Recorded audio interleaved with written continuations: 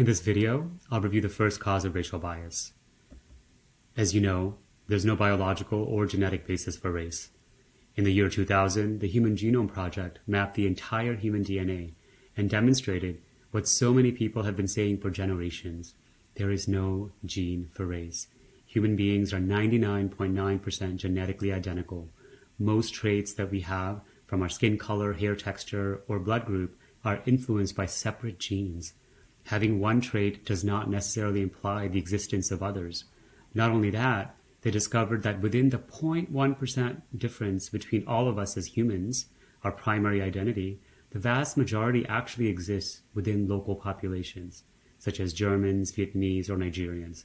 In other words, genetically speaking, two Kenyans can be more genetically different from one another than a Kenyan and a Russian.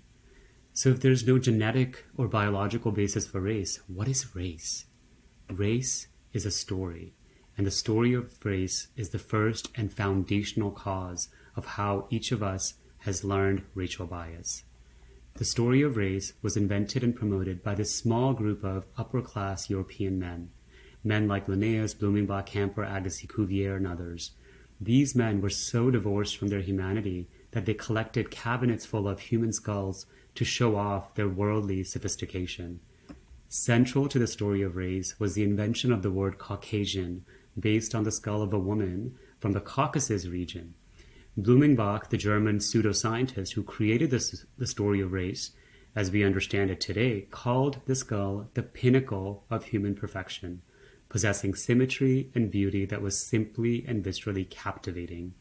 We're talking about a skull here. But he didn't stop there. Based on completely artificial and arbitrary standards, he and others like him created a very simplistic color, appearance, religion, and geography-based hierarchy of human ranking: Caucasoids, Mongoloids, Africanoids, Americanoids, and Malayanoids. They added the Latin suffix "oid" to make their very unscientific approach sound scientific. You'll notice that each of these categories are merely the end of the European explorers' trade routes. So a bunch of guys get on a boat, land on a continent with different looking people, so they must all be the same stock or the same race, without regard to their cultural, religious, ethnic, linguistic diversity. Forget our common humanity.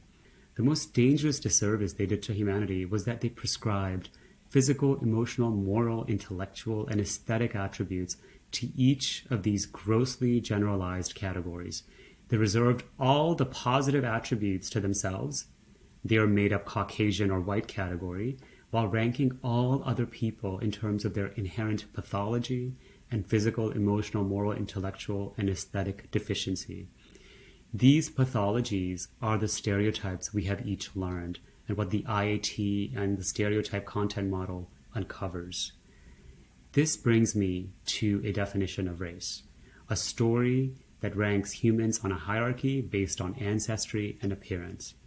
And it is the belief in the story, in this hierarchy, consciously or unconsciously, that is the underlying foundation of racial bias.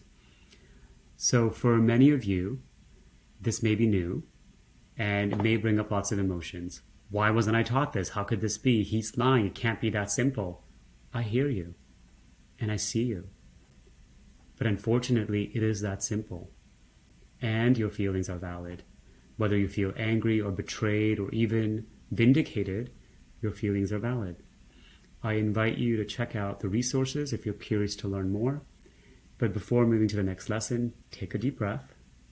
Deep inhale, deep exhale. And I'll see you in the next lesson.